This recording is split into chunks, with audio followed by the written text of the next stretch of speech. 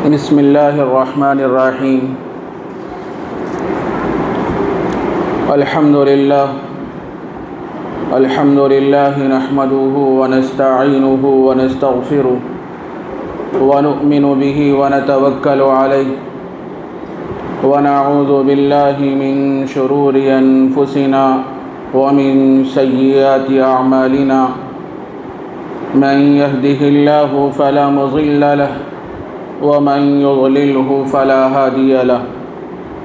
ونشهد أن لا إله إلا الله وحده لا شريك له ونشهد أن سيدنا ونبينا ومولانا محمدا عبده ورسوله صلى الله عليه وعلى آله وأصحابه وبارك وسلم تسليما كثيرا.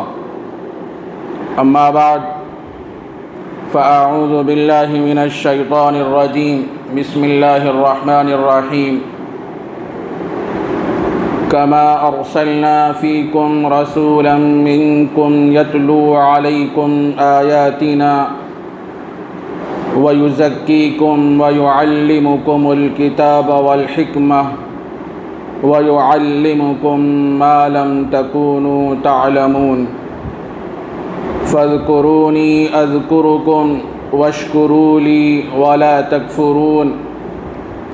يا أيها الذين آمنوا استعينوا بالصبر والصلاة إن الله مع الصابرين. ولا تقولوا لمن يقتل في سبيل الله أموات بل أحياء ولكن لا تشعرون. وَلَنَبْلُوَنَّكُمْ بِشَيْءٍ مِّنَ الْخَوْفِ وَالْجُوعِ ونقص من الأموال والأنفس والثمرات وبشر الصابرين الذين إذا أصابتهم مصيبة قالوا إنا لله وإنا إليه راجعون. أولئك عليهم صلوات من ربهم ورحمة وأولئك هم المهتدون. صدق اللہ العظیم. معزز حاضرین کرام، حضرت ابراہیم علیہ السلام نے جو دعائیں فرمائی تھیں اس میں سے ایک دعا یہ تھی کہ ربنا تقبل منا انک انت السمیع العلیم. جب کعبۃ اللہ کو تعمیر کر رہے تھے، تعمیر مکمل ہونے کے بعد انہوں نے یہ دعا فرمائی تھی، اے ہمارے پروردگار اس کو ہماری طرف سے قبول فرمائیے. کعبۃ اللہ یہ بہت بڑی نعمت ہے. قرآن مجید میں حق تعالیٰ نے ارشاد فرمایا وَإِذْ جَعَلْنَا الْبَيْتَ مَثَابَةً لِلنَّاسِ وَأَمْنًا. ہم نے خانہ کعبہ کو لوگوں کے لوٹنے کی جگہ بنایا، ثواب کی جگہ بنایا. اسی واسطے آدمی ذوق اور شوق کے ساتھ، بڑے اہتمام کے ساتھ عمرہ کرتے ہیں، حج کے لیے جاتے ہیں. حدیث میں فرمایا گیا ہے جو آدمی مسجد حرام میں نماز پڑھنے کا اہتمام کرتا ہے اللہ رب العزت اسے 1,00,000 نمازوں کا ثواب عطا فرماتے ہیں. مرجع الخلائق ہے خانہ کعبہ، لوگوں کے لوٹنے کی جگہ ہے. یہ بہت بڑی نعمت ہے. اس کے بعد اور ایک نعمت کا تذکرہ حضرت ابراہیم علیہ السلام نے یہ بھی فرمایا تھا کہ ربنا وجعلنا مسلمین لک. اے ہمارے پروردگار ہمیں آپ کا فرمانبردار بنائیے اور ہماری ذریت میں سے بھی ایک امت کو آپ کا فرمانبردار بنائیے. اللہ کا اطاعت گزار ہونا یہ سب سے بڑی نعمت ہے. جس بندے کو یہ دولت مل جائے تو اسے دل کا چین اور سکون نصیب ہوتا ہے. ہم سکون کے تلاش کے لیے کہاں کہاں جا رہے ہیں. آج کل تو فارم ہاؤس بن گئے ہیں، سیر و تفریح کے لیے، اطمینان قلب کے لیے ہم لوگ جاتے ہیں، لیکن اس کے باوجود بھی اطمینان آدمی کو نصیب نہیں ہوتا۔ اللہ کے اطاعت گزار بن جاؤ، اللہ کی مان کے چلو، سیدنا حضرت محمد الرسول اللہ صلی اللہ علیہ وسلم کے اسوے کے مطابق اور آپ کی سیرت کے مطابق اپنی زندگی کو سجا لو، تو یہ بہت بڑی نعمت ہے۔ اللہ رب العزت دل کا چین نصیب فرماتے ہیں۔ اور ایک دعا حضرت ابراہیم علیہ السلام نے یہ بھی فرمائی تھی کہ اے اللہ انہی میں سے ایک رسول کو بھیج دیجیے۔ سیدنا حضرت محمد الرسول اللہ صلی اللہ علیہ وسلم کا اس دنیا میں تشریف لانا یہ سب سے بڑی نعمت ہے۔ ارے وہ زمانے جاہلیت کا وہ دور اور وہ حالات و واقعات جب ہم سنتے ہیں تو جسم پر رونگٹے کھڑے ہو جاتے ہیں۔ معمولی باتوں پر لڑائی جھگڑے ہوا کرتے تھے، خون خرابہ ہوتا تھا، اور ظلم و جور اور فساد کا بازار گرم تھا اس زمانے میں، اور ہر قسم کی برائی اس زمانے میں موجود تھی۔ لیکن نبی رحمت صلی اللہ علیہ وسلم ایسے زمانے میں تشریف لائے، لوگوں کو دین ملا، ایمان ملا، زندگی گزارنے کا سلیقہ اور طریقہ ملا، اور لوگ یہ پہچاننے لگے کہ ایک ہی اللہ ہے جو ساری کائنات کے نظام کو چلانے والے ہیں، وہی قدرت رکھنے والے ہیں، طاقت رکھنے والے ہیں، فعال لما یرید، وہ جو چاہتے ہیں وہ کرتے ہیں۔ تو نبی رحمت صلی اللہ علیہ وسلم کا اس دنیا میں تشریف لانا یہ بہت بڑی نعمت ہے، بہت بڑی نعمت۔ تو حق تعالیٰ جل شانہ نے آگے جو اس وقت جو آیتیں پڑھی گئی ہیں اس میں یہی بات بیان فرمائی کہ ہم نے تمہارے اوپر اتنی بڑی بڑی نعمتیں تم کو عطا فرمائی۔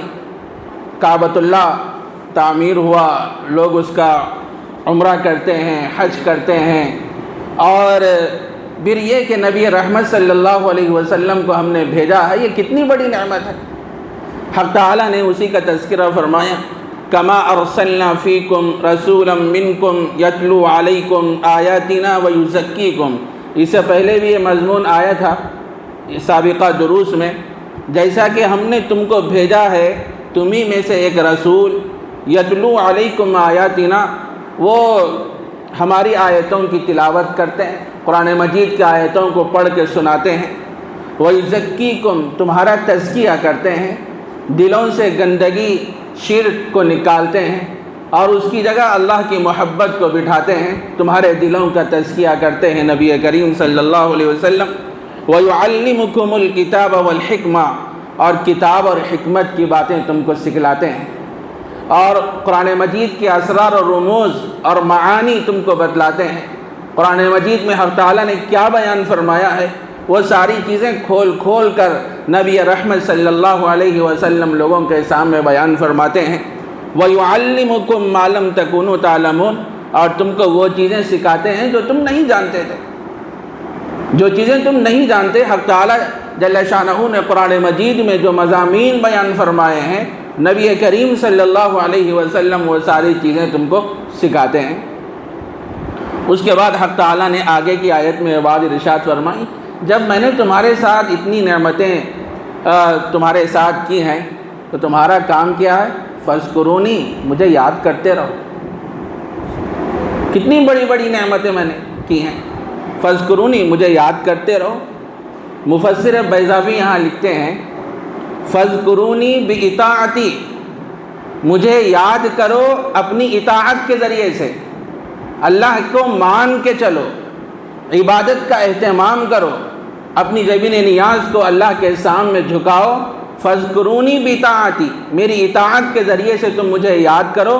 اذکرکم بالثواب، میں تمہیں ثواب کے ذریعے سے یاد کروں گا، ایسا ایسا ثواب میں تمہیں دوں گا۔ نماز کا ثواب الگ ہے، روزے کا ثواب الگ ہے، زکوٰۃ کا ثواب الگ ہے، حج کا ثواب الگ ہے، خیر خیرات کا ثواب الگ ہے، لوگوں کے ساتھ مسکرا کے بات کرنے کا ثواب الگ ہے، اچھے اخلاق کا مظاہرہ کرنے کا ثواب الگ ہے، اور کوئی بیمار ہو جائے اس کی عیادت کرنے کا ثواب الگ ہے۔ اذکرکم بالثواب، میں تم کو ثواب کے ذریعے سے یاد کروں گا، تمہیں ثواب دیتا رہوں گا۔ اس کے بعد فرمایا کہ واشکروا لی ولا تکفرون، میرا شکر کرتے رہو، اتنی نعمتیں میں نے تمہیں دی ہیں، نبی کریم صلی اللہ علیہ وسلم کو میں نے اس دنیا میں بھیجا، اور خود تم اپنی انفس میں غور کرو، اپنے اندر غور کرو، میں نے کیسی کیسی نعمتیں تمہیں دی ہیں۔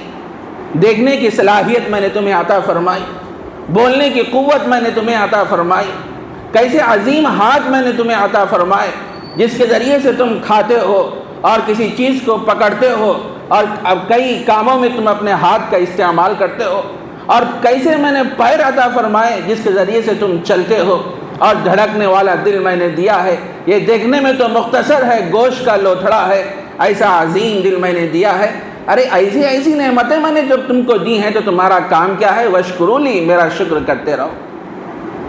ہم اللہ کی ان گنت نعمتوں کو روزانہ استعمال کر رہے ہیں، ہم اس کا شمار نہیں کر سکتے۔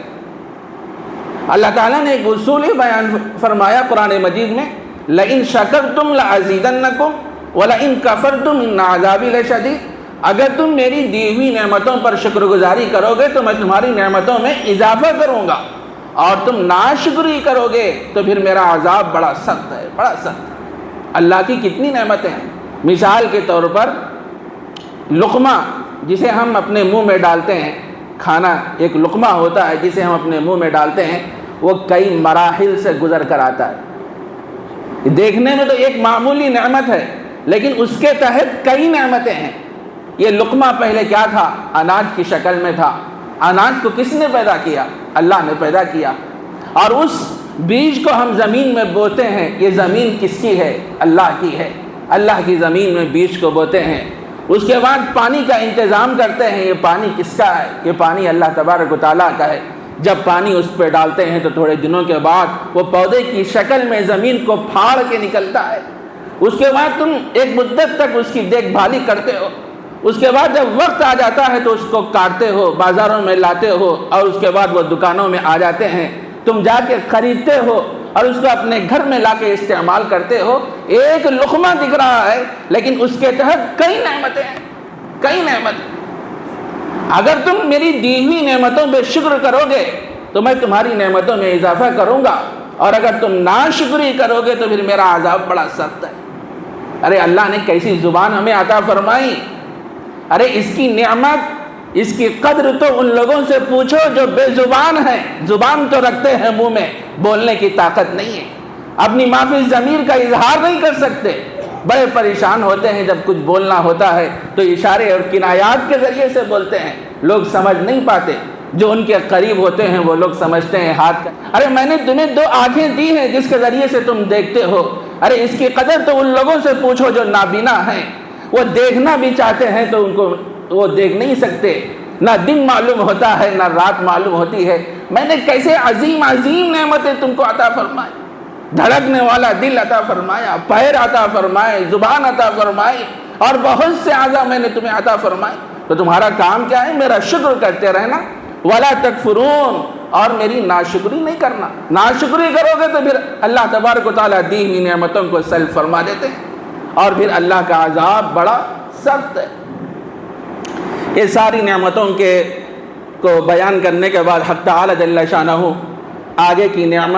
آگے کی آیت میں بعد ارشاد فرماتے ہیں، یا ایھا الذین آمنوا استعینوا بالصبر والصلاۃ۔ بڑی اہم آیت ہے، حفاظ کرام بار بار نماز میں اس آیت کو پڑھتے ہیں۔ وہ آیت، اے ایمان والو، استعینوا بالصبر والصلاۃ، مدد چاہو صبر کے ذریعے سے اور نماز کے ذریعے سے اللہ کی مدد چاہو، اللہ کی مدد مانگو۔ صبر کسے کہتے ہیں؟ صبر کے لغوی معنی ہیں رکنے کے، رک جانا۔ حبس النفس علی ما تکرہ، جو چیزیں طبیعت کے مخالف ہیں اس پر نفس کو جمائے رکھنا، اسے صبر کہتے ہیں۔ جو چیزیں طبیعت کے، نفس کے خلاف ہیں اور اس پر اپنے نفس کو جمائے رکھنا۔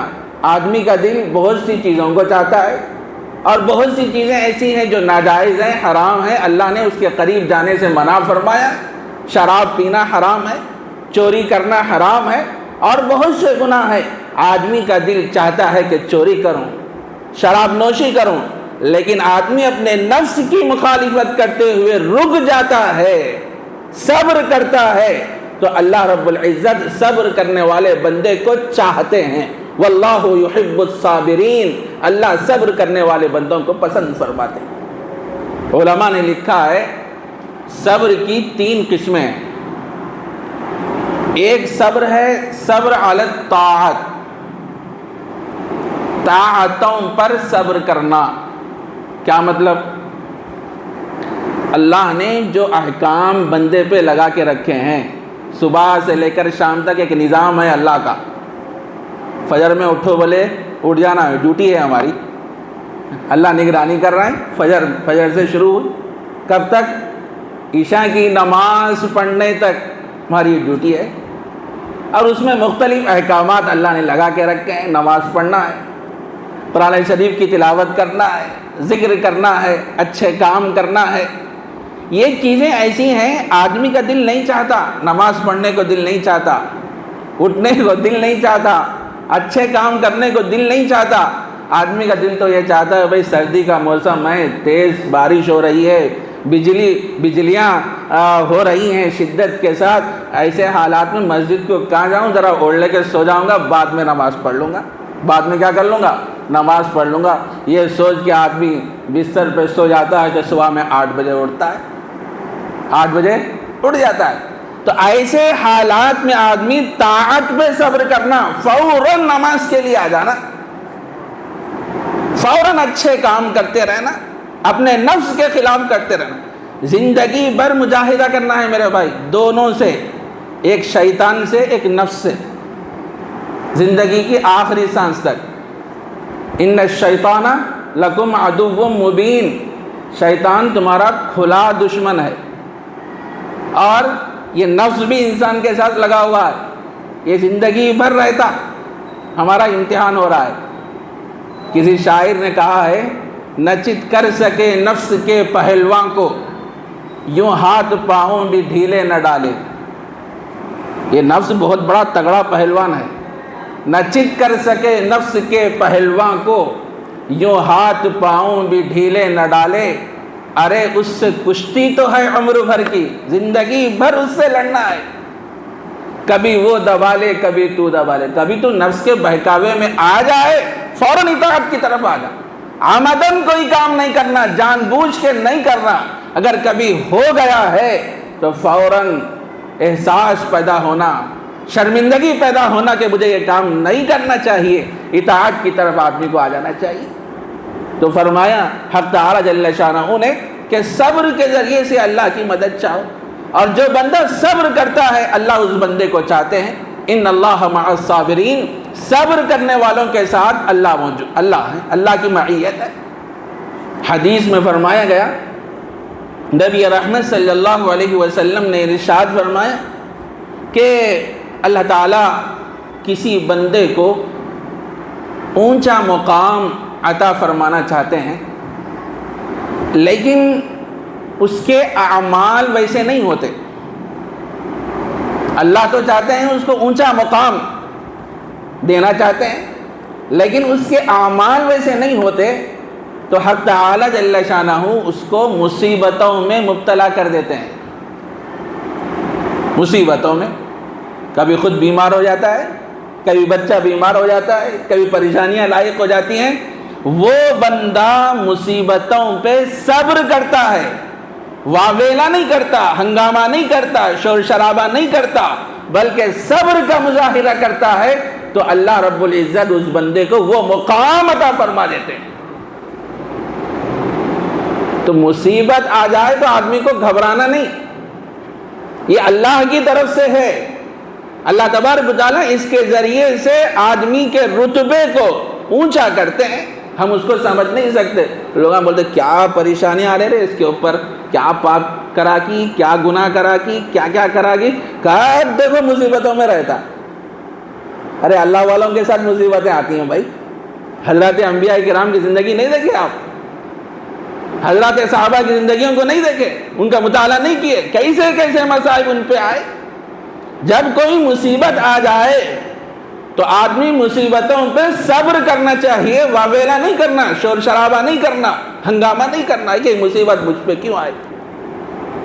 بعض لوگ خاص کر خواتین کہہ دیتے ہیں جب گھر میں کسی کا انتقال ہو جاتا ہے، ارے جو چیز چاہیے ہے نا وہ چیز اگر آ گئی ہو گئی تو اس پہ واویلا کرنے کے کیا بات؟ ہم یہاں رہنے کے لیے تو نہیں آئے، ہم کو یہ بات معلوم ہے، اور اللہ نے ہر ایک کی تقدیر لکھ کے رکھی ہے، ہماری پیدائش سے پہلے ہی اللہ لکھ دیے ہیں، کون کتنے سال زندگی گزارے گا، دنیا میں رہے گا، اللہ نے لکھ دیا ہے۔ کسی کی 50 سال ہے، کسی کی 20 سال، کسی کی 10 سال، کسی کی 25، کسی کی 60، اللہ نے تو لکھ دیا ہے۔ اگر کسی کے گھر میں کسی کا انتقال ہو جائے خدا نخواستہ تو خاص کر عورتیں کیا کہتی ہیں؟ بھائی موت میرے بیٹے پہ کیوں ہے؟ بھائی اللہ کو کوئی اور نہیں ملا کیا؟ اس قسم کے الفاظ استعمال کرتے ہیں، اللہ کو کوئی اور نہیں ملا کیا؟ ارے جس کی تقدیر میں جو لکھا ہے وہ تو ہونے والا ہی ہے۔ اللہ تبارک و تعالیٰ ان حالات میں تمہارا امتحان لے رہے ہیں، مصیبتیں دیکھ کے آزماتے ہیں، میرا بندہ یا میری بندی آنے والی مصیبتوں پہ صبر کرتے ہیں یا نہیں کرتے، اللہ آزماتے ہیں۔ لیکن اس موقع پر ہم لوگ شکوے شکایتیں کرتے ہیں۔ حدیث میں آتا ہے نبی رحمت صلی اللہ علیہ وسلم ایک مرتبہ ایک جگہ ایک راستے سے گزر رہے تھے، آپ نے ایک خاتون کو دیکھا کہ وہ ایک قبر کے اوپر کے پاس کھڑی ہوئی ہے اور زار و قطار رو رہی ہے۔ نبی رحمت اور واویلا اور ہنگامہ بھی مچا رہی ہے، شور شرابہ کر رہی ہے۔ نبی رحمت صلی اللہ علیہ وسلم نے اس خاتون سے فرمایا، اے اللہ کے بندی صبر کر، کیوں واویلا کر رہی ہے، کیوں شور شرابہ کر رہی ہے؟ وہ عورت نبی رحمت صلی اللہ علیہ وسلم سے کہنے لگی، اگر یہ مصیبت آپ پہ آئے تو آپ کو معلوم ہوتا تھا کتنی بڑی مصیبت ہے، کیونکہ وہ اللہ کے نبی کو نہیں جانتی تھی۔ وہ کہنے لگی آپ پہ مصیبت آئی تو آپ کو معلوم ہوتا تھا کتنی مصیبتیں مجھ پہ آئی، کتنا بڑا حادثہ مجھ پہ آیا۔ برے اللہ کے نبی سنے چلے گئے، وہاں حضرات صحابہ کرام موجود تھے، جا کے بولے تو کیسی بات کہہ دی اپنی زبان سے، تو جانتی بھی ہے یہ اللہ کے نبی علیہ الصلاۃ والسلام۔ بڑی پریشان ہو گئی، نبی رحمت صلی اللہ علیہ وسلم کی خدمت میں حاضر ہوئے اور کہنے لگے، اے اللہ کے نبی، جو کچھ میں اپنی زبان سے نکالی اس پر میں معافی چاہتی ہوں، اب میں صبر کرتی ہوں، اب میں ہنگامہ نہیں کرتی۔ اب تو نبی رحمت صلی اللہ علیہ وسلم نے اس موقع پر کیا فرمایا؟ انما الصبر عند الصدمۃ الاولی، صبر تو اسی وقت ہوتا ہے جب تکلیف پہنچتی ہے، جب تکلیف پہنچے اسی وقت آدمی کو صبر کرنا۔ جس وقت کوئی حادثہ پیش آ جائے، کسی کا انتقال ہو جائے، کوئی مصیبت پہنچ جائے، اسی وقت آدمی کو صبر کرنا ہے۔ بعد میں تو صبر آ ہی جاتا، ایک دو دن گزرنے کے بعد روتے رہتے، کیا ہمیشہ روتے؟ نہیں روتے، دو چار دن کے بعد کیا بولتے ہیں؟ بھائی اللہ کی مرضی، بھائی اللہ لے لیا، ایک امانت تھی لے لی۔ اس کو نہیں، جب تکلیف پہنچے، جب حادثہ آ جائے اسی وقت آدمی کو صبر کرنا چاہیے، واویلا اور ہنگامہ نہیں کرنا چاہیے۔ حدیث میں یہ بھی فرمایا گیا، نبی رحمت صلی اللہ علیہ وسلم کے صاحبزادے حضرت ابراہیم یہ نزع کی حالت میں تھے، بالکل آخری حالت تھی، اللہ کے نبی کو اطلاع دی گئی، نبی رحمت صلی اللہ علیہ وسلم تشریف لائے، حضرت ابراہیم کو دیکھے تو آپ کی آنکھوں میں آنسو آ گئے۔ حضرات صحابہ موجود تھے، حضرت عبد الرحمن بن عوف رضی اللہ تعالیٰ عنہ نے نبی رحمت صلی اللہ علیہ وسلم سے فرمایا، اللہ کے نبی کیا آپ رو رہے ہیں؟ کیا آپ رو رہے ہیں؟ تو نبی رحمت صلی اللہ علیہ وسلم نے فرمایا، غم کے موقع پر آنکھ سے آنسو کا نکلنا یہ رحمت ہے، یہ رحمت ہے۔ غم کے موقع پر اگر تکلیف کے موقع پر آنکھ سے آنسو نکل جائے اس پر کوئی نکیر نہیں ہے، لیکن زبان سے جو ہم ہنگامہ کرتے ہیں، اللہ کو میں ہی ملا تھا کیا، کوئی اور نہیں ملا تھا کیا، مجھ پہ کیوں مصیبت آئی، کسی اور پہ آنا تھا، جو ہنگامہ مچاتے ہیں، اس پہ کیا ہے نکیر فرمائی گئی ہے۔ آنکھ سے اگر آنسو بہ رہے ہیں تو اس پر کوئی نکیر نہیں۔ ان العین تدمع والقلب يحزن ولا نقول الا ما يرضى ربنا وانا لفراقك يا ابراہیم لمحزونون. بڑی عجیب بات فرمائی نبی کریم صلی اللہ علیہ وسلم نے. اس وقت میری آنکھیں تو آنسو بہا رہی ہیں.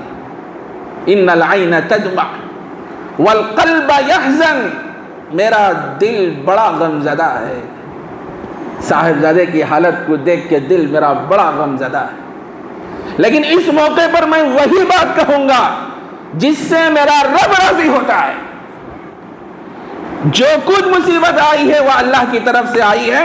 دل تو میرا غمگین ہے، رنجیدہ ہے، لیکن اس موقع پر بھی میں وہی بات کہوں گا جس سے میرا رب راضی ہوتا ہے. کیا پیاری تعلیم ہے میرے بھائی. ارے اللہ کی چیز تھی، اللہ لے لیے، اس میں ہمیں افسوس کہیں گو بھائی. امانت کے طور پہ اللہ ہم کو تھوڑے دن رکھے تھے، ہم اللہ کی امانت ہے نہیں ہے، امانت اللہ لے رہے ہیں، تو اس پہ افسوس کہیں گو. کوئی چیز ہمارے پاس 100 روپے 200 روپے رکھا دیے، تو رکھانے کے بعد 1-2 مہینے کے بعد آ کے ہم بول رہا کہ 200 روپے دو، تو افسوس کریں گے ہم. ارے اس کی چیز تھی، ان لے لیا بھائی، ہمارے کو کہیں. یہ بھی ایسے ہی ہے. سر تاباں یہ امانت ہیں اللہ کے، اللہ لے رہے ہیں تو اس پر آدمی کو کیا ہے، ہنگامہ نہیں کرنا چاہیے، واویلا نہیں کرنا چاہیے.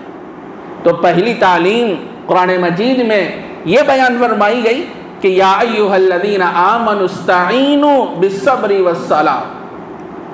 اے ایمان والو، صبر کے ذریعے سے اللہ کی مدد چاہو. اللہ تبارک و تعالیٰ انسان کو دونوں حالتوں میں آزماتے ہیں. کبھی مال کی فراوانی دے کے آزماتے ہیں، کبھی مصیبتیں دے کے آزماتے ہیں.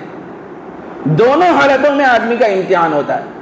مال کی فراوانی دیتے ہیں تو آدمی اتراتا ہے، تکبر کرتا ہے، حماقت کا مظاہرہ کرتا ہے، کہتا ہے کہ بھائی میں ہی کمایا، میری محنت کی کمائی ہے، میں جہاں چاہے استعمال کر سکتا ہوں، جیسے چاہے اڑا سکتا ہوں. یہ غلط فہمی ہے. مال اللہ کا، تم اللہ کے، ساری چیزیں اللہ کی. اس کا غلط استعمال کرو گے تو اللہ قیامت کے دن پوچھیں گے، باس بس فرمائیں گے. نعمتیں دے کے اللہ آزماتے ہیں اور مسائل دے کے اللہ آزماتے ہیں. مصیبتوں پہ بندہ صبر کرتا ہے یا واویلا کرتا ہے، اللہ رب العزت بندے کو آزماتے ہیں. حدیث میں آتا ہے، نبی رحمت صلی اللہ علیہ وسلم نے ارشاد فرمائے، جب کسی بچے کا انتقال ہو جاتا ہے تو اللہ رب العزت باوجود جاننے کے فرشتوں سے پوچھتے ہیں کہ تم نے فلاں بچے کی روح قبض کر لی؟ فرشتے کہتے ہیں ہاں میں نے اس بچے کی روح قبض کر لی. تو حق تعالیٰ جل شانہ فرماتے ہیں جب تم اس بچے کی روح قبض کر لیے تو اس کے والد کی کیا حالت تھی؟ اس کے والد کی کیا حالت تھی؟ تو فرشتے کہتے ہیں مولا وہ انتقال کے بعد اس کی زبان سے کوئی شکوے کے کلمات نہیں نکلے، واویلا نہیں کیا، ہنگامہ نہیں کیا، بلکہ انتقال پر اس نے یہ کہا انا للہ و انا الیہ راجعون. یہ دعا اس نے پڑھا اور آپ کی تعریف کی مولا اس نے. حق تعالی جل شانہ فرماتے ہیں اے فرشتوں، اس آدمی کے لیے جنت میں ایک گھر بنا دینا، اس کا نام بیت الحمد رکھ دینا، اس کا نام بیت الحمد رکھ دینا، تعریف کا گھر. ارے کیسی کیسی نعمتیں ہیں بھائی، کیسی کیسی نعمتیں. دنیا میں رہ کے ہم اس کا اندازہ نہیں کر سکتے. یہ آنکھ جب بند ہو جائے گی، جب پتہ چلے گا، جب پتہ چلے گا. تو فرمایا کہ استعینوا بالصبر والصلاۃ، کہ صبر کے ذریعے سے اللہ کی مدد چاہو. دوسرا کیا ہے؟ نماز کے ذریعے سے بھی اللہ کی مدد چاہو. کوئی بھی مصیبت آ جائے، کوئی بھی پریشانی آ جائے، ادھر ادھر چکر کاٹنے کے بجائے نماز پڑھو. اللہ تبارک و تعالیٰ تمام مسائل کا حل نماز کے اندر رکھے. حضرات صحابہ کرام رضوان اللہ علیہم اجمعین کو جب کوئی پریشانی پیش آتی، فوراً حضرات صحابہ نماز کا اہتمام کرتے. اللہ تبارک و تعالیٰ ان کے تمام مسائل کو حل کر دیتے.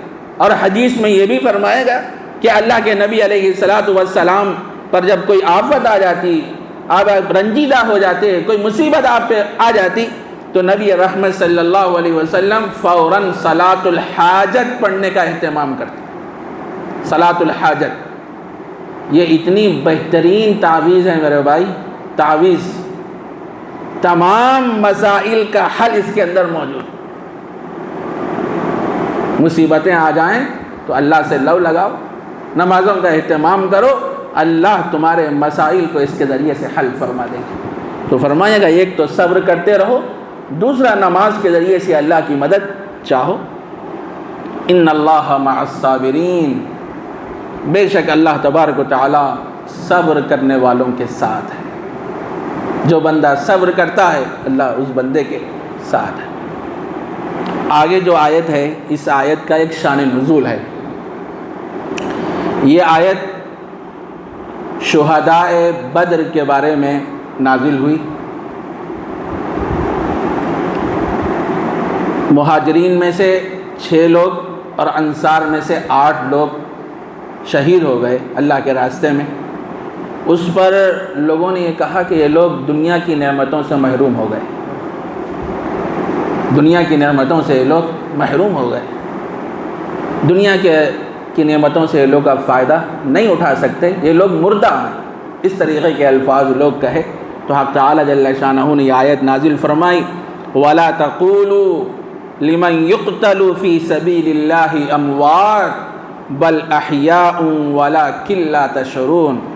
ارے مت کہو ان لوگوں کے بارے میں جو اللہ کے راستے میں قتل کیے گئے، شہید ہو گئے، ان کے بارے میں مردہ مت کہو، یہ لوگ مردہ ہیں، یہ بات مت کہو، بلکہ کیا کہو، بل احیاء، بلکہ یہ لوگ زندہ ہیں، زندہ ہیں، وَلَكِنْ لَا تَشْعُرُونَ، لیکن تم لوگ اس کا احساس نہیں رکھ سکتے، شعور نہیں رکھ سکتے۔ شہید زندہ ہوتا ہے، اس کی کیفیت، اس کے احوال سے ہم لوگ واقف نہیں ہیں۔ حیات برزخی جب قبر میں پہنچتا ہے اللہ تبارک و تعالیٰ اسے حیات دیتے ہیں، اب اس کی کیفیت کیا ہے ہم لوگ نہیں جانتے، یہ دنیا میں رہ کے ہم تصور نہیں کر سکتے۔ اس کی مثال ایسے ہی ہے جیسے کوئی بچہ ماں کے پیٹ میں رہ کے سوچنے لگے دنیا کیسی ہے، ہاں ماں کے پیٹ میں رہ کے سوچنے لگے دنیا کیسی ہے، پتہ چلتا نہیں چلتا، ذرا باہر آ کے ذرا شعور سنبھالیں گا تو جب پتہ چلتا۔ یہ بھی ایسے ہی مسئلہ ہے، ایمان لانا ہے بس۔ اللہ تبارک و تعالیٰ فرمائے، اللہ کے نبی نے بیان فرمایا احادیث میں کہ شہید زندہ ہے، زندہ ہے، اور برزخ میں وہ موجود ہے، اور اللہ تبارک و تعالیٰ کی طرف سے اس کو رزق دیا جاتا ہے۔ بل احیاء عند ربهم یرزقون، اور ایک آیت میں حق تعالیٰ نے یہ بات ارشاد فرمائی، وہ تو زندہ ہیں، اللہ کی طرف سے ان کو رزق دیا جاتا ہے۔ اور ایک جگہ حق تعالیٰ نے یہ بات ارشاد فرمائی، وَلَا تَحْسَبَنَّ الَّذِينَ قُتِلُوا فِي سَبِيلِ اللَّهِ أَمْوَاتًا بَلْ أَحْيَاءٌ عِندَ رَبِّهِمْ يُرْزَقُونَ۔ ابھی جو آیت میں پڑھا وہی ہے۔ ارے ان لوگوں کے بارے میں یہ گمان مت کرو جو اللہ کے راستے میں شہید ہو گئے، ان کو مردہ مت کہو، بلکہ وہ لوگ زندہ ہیں، اللہ کے پاس سے ان کو رزق دیا جاتا۔ ایک بات یاد رکھنا، حیات برزخی میں سب سے قوی تر حیات زندگی حضرات انبیاء کرام علیہ السلام کی۔ حضرات انبیاء کرام اپنی قبروں میں موجود ہیں، زندہ ہیں اپنی قبروں میں، اور حضرات انبیاء کی قبروں کو یعنی ان کے جسم کو مٹی نہیں کھاتی۔ ان اللہ حرم علی الارض ان تأکل اجساد الانبیاء، اللہ نے زمین پر یہ چیز حرام فرمائی ہے وہ انبیاء کے جسم کو کھائے، انبیاء کے جسم قیامت تک محفوظ رہیں، اور اللہ کی طرف سے ان کو رزق دیا جاتا ہے۔ تو حیات برزخی میں سب سے قوی تر حیات جو ہے وہ حضرات انبیاء کرام علیہ السلام کی۔ اس کے بعد شہداء کی، دوسرا نمبر شہداء کا ہے۔ کتنا اونچا مقام ہے، یہ لوگ اپنی قبروں میں زندہ ہیں۔ اور اسی لیے جو فرمایا گیا شہید کی جو خصوصیات بیان فرمائی گئی احادیث میں، جب وہ اللہ کے راستے میں ہو جائے، شہید ہو جائے، جس کپڑے میں وہ موجود ہے اسی کپڑے میں اس کو دفنایا جائے، کفن نہیں ہوگا اس کے لیے، جس کپڑے میں وہ شہید ہوا ہے اسی کپڑے میں اس کو دفنایا جائے، اور اس کے جسم سے خون بہ رہا ہے تو وہ خون نہیں پوچھا جائے گا بلکہ اسی حالت میں نماز پڑھ کے اس کو دفنایا جائے گا۔ ہاں اس کے جسم پر زائد چیزیں ہیں، زرا ہے یا کوئی اور آلات ہیں، وہ چیزیں نکال دی جائیں گی، لیکن اس کو اسی حالت میں قبر میں کیا ہے دفن کر دیا جائے گا۔ اور یہ لوگ قیامت تک کیا ہے زندہ ہیں، اللہ کے پاس سے ان کو رزق مل رہا ہے۔ فرمایا حق تعالیٰ نے وَلَا تَقُولُوا لِمَنْ يُقْتَلُ فِي سَبِيلِ اللَّهِ أَمْوَاتٌ، مت کہو ان لوگوں کے بارے میں جو اللہ کے راستے میں قتل کیے گئے، شہید ہو گئے، مردہ مت کہو، بل احیاء، بلکہ وہ زندہ ہیں، وَلَكِنْ لَا تَشْعُرُونَ، لیکن تم اس کا احساس نہیں رکھتے، شعور نہیں رکھتے۔ ارے اللہ کے نبی خود دعا فرمائے، حدیثوں میں یہ دعا ملتی ہے، اللہم انی اسألک شہادۃ فی سبیلک۔ ارے جن کے صدقے میں اللہ نے اس کائنات کو سجایا، اس نبی کی دعا کیا ہے؟ وہ یہ فرما رہے ہیں کہ اللہ میں تیرے راستے میں شہید ہونا چاہتا ہوں۔ اور ایک حدیث میں یہ بات بیان فرمائی، میں اللہ کے راستے میں شہید کیا جاؤں، پھر زندہ کیا جاؤں، پھر شہید کیا جاؤں، پھر زندہ کیا جاؤں، پھر شہید کیا جاؤں۔ لیکن اللہ نے آپ کو یہ مقام نہیں دیا، شہادت کا مقام، اس سے اونچا مقام اللہ نے آپ کو عطا فرمایا۔ وہ کیا ہے؟ خاتم النبیین ہے آپ، اللہ نے نبوت کے سلسلے کو آپ پہ قدم فرمایا، یہ اس سے اونچا مقام۔ تو شہداء کیا ہے؟ اپنی قبروں میں زندہ ہیں اور تم لوگ اس کا احساس نہیں رکھتے۔ وَلَنَبْلُوَنَّكُمْ بِشَيْءٍ مِّنَ الْخَوْفِ وَالْجُوعِ وَنَقْصٍ مِّنَ الْأَمْوَالِ وَالْأَنفُسِ وَالثَّمَرَاتِ وَبَشِّرِ الصَّابِرِينَ۔ حق تعالیٰ بیان فرما رہے ہیں قیامت تک کے لیے، سارے لوگوں کے لیے حق تعالیٰ نے یہ بات بیان فرمائی، ہم ضرور بالضرور آزمائیں گے، خالی آزمائیں گے نہیں بول رہے اللہ، ضرور آزمائیں گے ہم تم کو۔ کن کن چیزوں کے ذریعے سے آزمائیں گے؟ بِشَيْءٍ مِّنَ الْخَوْفِ، تھوڑا سا خوف دے کے آزمائیں گے۔ اللہ تھوڑا سا خوف بول رہے ہیں، وہ تھوڑا سا خوف ہمارے لیے کتنا ہو رہا ہے؟ ہاں تھوڑے سے خوف کے ذریعے سے ہم کیا کریں گے؟ تم کو آزمائیں گے، اور بھوک کے ذریعے سے آزمائیں گے۔ در در کی ٹھوکریں کھاتے ہیں کچھ لوگ، ایک ایک وقت کے کھانے کے لیے نکلتے ہیں، صبح سے لے کر شام تک کھانا نصیب نہیں ہوتا، بھوک کے ذریعے سے اللہ آزماتے ہیں۔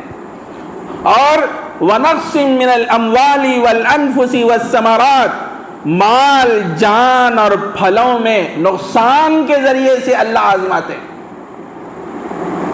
کوئی باغ لگا دیا، اس میں نقصان ہو گئے، اور کسی کا انتقال ہو جاتا ہے، کسی کی جان چلی جاتی ہے، یہ بھی تو بہت بڑا حادثہ ہے، اس کے ذریعے سے بھی اللہ آزماتے ہیں۔ اور پھل وغیرہ دے کے اللہ تبارک و تعالیٰ آزماتے ہیں، اس میں نقصان پیدا کر کے آزماتے ہیں۔ اللہ تبارک و تعالیٰ سارے طریقوں سے بندے کو آزما رہے ہیں۔ جب حق تعالیٰ قرآن میں بیان فرمائے تب ہمارے کو واویلا کرنے کی کیا بات ہے؟ اب قسمت میں ہم کیا کیا لکھ کے لائے وہ ہمارے کو نہیں معلوم، جب گزرتے رہے تو پتہ چلتا، ارے یہ بھی ہے، یہ بھی ہے، یہ بھی ہے، یہ بھی ہے۔ ابھی کیا کیا چیزیں آنے والی ہیں نہیں معلوم، کیا کیا چیزیں، گزرنا تو ہے سب کو۔ تو وَبَشِّرِ الصَّابِرِينَ، فرمایا حق تعالیٰ جل شانہ نے کہ صبر کرنے والوں کو خوشخبری سنائیے۔ میں تو آزماؤں گا بندوں کو، ہر طریقے سے، مختلف طریقے سے آزماتا رہوں گا۔ جو بندہ صبر کرے گا، حق تعالیٰ نے فرمایا کہ اے نبی صلی اللہ علیہ وسلم آپ فرما دیجئے صبر کرنے والوں کو خوشخبری سنائیے، میں اونچے درجے ان کو عطا فرماؤں گا، اونچے درجے جس کا وہ وہم و گمان بھی نہیں کر سکتے، وہم و گمان۔ اس کے بعد فرمایا الذین اذا اصابتهم مصیبہ قالوا انا للہ وانا الیہ راجعون۔ جب ان کو کوئی مصیبت پہنچتی ہے تو لوگ کہتے ہیں انا للہ وانا الیہ راجعون، بے شک ہم اللہ ہی کے لیے ہیں اور اسی کی طرف لوٹنے والے۔ انا للہ وانا الیہ راجعون کا مطلب کیا ہے؟ بے شک ہم اللہ ہی کی ملکیت میں ہیں اور ہم اسی کی طرف لوٹنے والے ہیں۔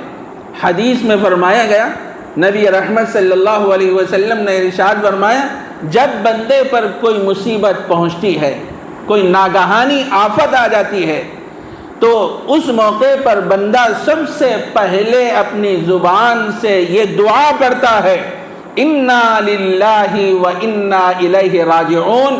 اس دعا میں وہ برکت ہے، وہ تاثیر ہے، اللہ اس سے بہتر چیز اس بندے کو عطا فرماتے ہیں۔ جس چیز کا نقصان ہوا ہے اس سے اچھی چیز بندے کو عطا فرماتے ہیں، اس سے بہتر بدلہ بندے کو عطا فرماتے ہیں۔ لیکن ایسے موقع پر ہم لوگ دعا کا اہتمام نہیں کرتے، بلکہ شور شرابہ کرتے ہیں، ہنگامہ کرتے ہیں۔ حدیث میں فرمایا گیا، ایک مرتبہ نبی رحمت صلی اللہ علیہ وسلم حضرات صحابہ کرام رضوان اللہ علیہم اجمعین سے فرما رہے تھے کہ جب بندے پر کوئی مصیبت پہنچتی ہے تو بندہ یہ کہتا ہے انا للہ و انا الیہ راجعون، اس کے بعد یہ دعا پڑھتا ہے۔ حدیث میں دعا بھی بیان فرمائی، ہر آدمی وہ دعا کو یاد کر لے۔ وہ دعا کیا ہے؟ اللہم اجرنی فی مصیبتی واخلف لی خیرا منہا۔ پھر اس کا مطلب کیا ہے؟ اے اللہ اس وقت جو مصیبت مجھے پہنچی ہے اس پر مجھے اجر عطا فرمائیے، ثواب عطا فرمائیے۔ واخلف لی خیرا منہا، اس سے بہتر بدلہ مجھے عطا فرمائیے۔ جس چیز کا نقصان ہوا ہے یا کوئی حادثہ آ گیا ہے اس سے بہتر مجھے کیا وہ چیز عطا فرمائی۔ یہ دعا کا ترجمہ ہے، اس کا مطلب ہے۔ اللہ کے نبی علیہ الصلوۃ والسلام حضرات صحابہ کے سامنے بیان فرمائے تو مجلس میں حضرت ابو سلمہ رضی اللہ تعالیٰ عنہ، یہ صحابی ہیں، وہ موجود تھے۔ وہ دعا کو وہ یاد کر لی، اللہ اپنے گھر گئے، چہرہ ایک دم کھلا ہوا ہے اور تبسم فرما رہے ہیں۔ حضرت ابو سلمہ رضی اللہ تعالیٰ عنہ کی بیوی محترمہ جن کا نام ام سلمہ بیان کیا گیا ہے، وہ اپنے شوہر محترم کو دیکھیں کہ ایک دم چہرہ کھلا ہوا ہے، حشاش بشاش نظر آ رہے ہیں، تو انہوں نے پوچھا کہ محترم کیا بات ہے، ایک دم آپ کا چہرہ کھلا ہوا ہے؟ تو وہ کہنے لگے کہ ابھی میں اللہ کے نبی کی مجلس سے آ رہا ہوں، اللہ کے نبی نے ایک حدیث ہمیں بتائی، وہ یہ ہے کہ جب کوئی مصیبت آ جائے تو آدمی انا للہ و انا الیہ راجعون پڑھے، اس کے بعد یہ دعا پڑھے، اللہم اجرنی فی مصیبتی واخلف لی خیرا منہا۔ اے اللہ اس مصیبت پر مجھے اجر عطا فرما دے، اس سے بہتر مجھے بدلہ عطا فرما دے۔ اللہ کے نبی نے یہ دعا پڑھی ہے اور میں اس کو یاد کر کے آیا ہوں۔ تو حضرت ام سلمہ وہ دعا کو یاد کر لیے، ابو سلمہ کی بیوی محترمہ ام سلمہ وہ دعا کو یاد کر لیے۔ اللہ کا دیکھو حکمتیں، انتظامات کیسے ہوتے ہیں۔ تھوڑے دنوں کے بعد ابو سلمہ رضی اللہ تعالیٰ عنہ کا انتقال ہو گیا۔ انتقال ہوتے ہی ام سلمہ رضی اللہ تعالیٰ عنہ نے سب سے پہلے اپنی زبان سے یہ الفاظ کہے، انا للہ و انا الیہ راجعون۔ اس کے بعد انہوں نے یہ دعا پڑھی، اللہم اجرنی فی مصیبتی واخلف لی خیرا منہا۔ اس سے بہتر بدلہ، میرا شوہر تو اس دنیا سے چلا گیا، اس سے بہتر شوہر مجھے عطا فرمائی۔ یہ دعا انہوں نے پڑھی۔ اب انتقال ہونے کے بعد بار بار ام سلمہ کے دل میں خیال آ رہا تھا کہ بھئی میرا شوہر تو بڑا با اخلاق تھا اور میرے ساتھ اچھا معاملہ کرتا تھا، اب کون ہے جو ابو سلمہ کے بعد اتنی خوبیوں والا مجھے ملے، اتنے کمالات والا مجھے ملے۔ بار بار دل میں خیال، عورتوں کے دل میں خیال آتا ہے اس طرح۔ ایک دن ام سلمہ رضی اللہ عنہا چمڑے کو دباغت دے رہی تھی۔ ایک دم سے دو جہاں کے سردار سید الاولین والآخرین محبوب رب العالمین سیدنا حضرت محمد الرسول اللہ صلی اللہ علیہ وسلم تشریف لائے۔ ام سلمہ دیکھ کے حیرت میں پڑ گئی، تعجب میں پڑ گئی، میرے گھر نبی رحمت صلی اللہ علیہ وسلم تشریف لائے۔ ایک دم سے اڑھی، اڑ کے گھر میں جو اچھا سا کپڑا چادر جو بھی ہوتا وہ لا کے بچھا کے اللہ کے نبی سے کہنے لگے، اللہ کے نبی یہاں پہ تشریف لائے، یہاں بیٹھ جائیے آپ۔ نبی رحمت صلی اللہ علیہ وسلم بیٹھ گئے. سلمہ رضی اللہ عنہ دریافت کرنے لگے, اللہ کے نبی کیسے آنا ہوا ذرا بتا دیجیے. تو نبی رحمت صلی اللہ علیہ وسلم نے فرمایا, سلمہ میں تم سے نکاح کرنا چاہتا ہوں, میرے آنے کی غرض یہ ہے کہ میں تم سے نکاح کرنا چاہتا ہوں. یہ سنی تو تعجب میں پڑ گئی سلمہ رضی اللہ, میں کہاں اور سیدنا حضرت محمد رسول اللہ صلی اللہ علیہ وسلم کی ذات گرامی کہاں. انہوں نے پہلی بات یہ کہی, اے اللہ کے نبی ذرا میں باغیرت عورت ہوں,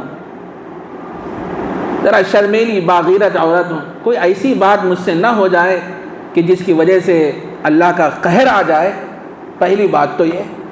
دوسری بات یہ ہے کہ میں بڑی عمر والی عورت ہوں. تیسری بات یہ ہے کہ میرے بال بچے ہیں. نبی رحمت صلی اللہ علیہ وسلم سلمہ کی یہ باتوں کو سن کے آپ نے فرمایا, سلمہ میں بھی عمر والا ہوں, میں بھی بال بچے والا ہوں, اللہ تبارک و تعالیٰ تمہاری بیجا غیرت کو دور کر دے. اس کے بعد لکھا ہے, فرمایا گیا حدیث میں, اللہ کے نبی علیہ السلام نے سلمہ رضی اللہ تعالیٰ عنہ سے نکاح فرمایا. یہ اس دعا کی برکت کا نتیجہ ہے جو سلمہ نے اپنے شوہر کے انتقال پر, ابو سلمہ کے انتقال پر یہ دعا پڑھی تھی, اللہم اجرنی فی مصیبتی واخلف لی خیرا منہا. اے اللہ اس وقت جو مصیبت مجھے پہنچی ہے اس پر مجھے اجر عطا فرما دے اور اس سے بہتر بدلہ عطا فرما دے. ارے ابو سلمہ سے لاکھوں کروڑوں درجے کون بہتر ہیں؟ سیدنا حضرت محمد الرسول اللہ صلی اللہ علیہ وسلم کی ذات گرامی, جن کے صدقے میں اللہ نے اس کائنات کو وجود بخشا. یہ اس دعا کا نتیجہ ہے کہ سلمہ نبی کریم صلی اللہ علیہ وسلم کے نکاح میں آ گئے. تو میرے بھائی, جب مصیبت آتی ہے, مصیبتوں پہ آدمی دعا پڑھتا ہے, اللہ اس سے بہتر چیز بندے کو عطا فرماتے ہیں. تو فرمایا الذین اذا اصابتہم مصیبہ, جب کوئی مصیبت پہنچ جائے تو کہے کہ انا للہ و انا الیہ راجعون, اولئک علیہم صلوات من ربہم ورحمہ, کہ ان کے پروردگار کی طرف سے رحمتیں ہیں. جو لوگ اس طریقے کی دعا پڑھتے ہیں, انا للہ و انا الیہ راجعون کہتے ہیں مصیبتوں پہ, ان پر ان کے پروردگار کی طرف سے رحمتیں ہیں, برکتیں ہیں. وَأُولَٰئِكَ هُمُ الْمُهْتَدُونَ, اور یہی لوگ ہدایت یافتہ ہیں.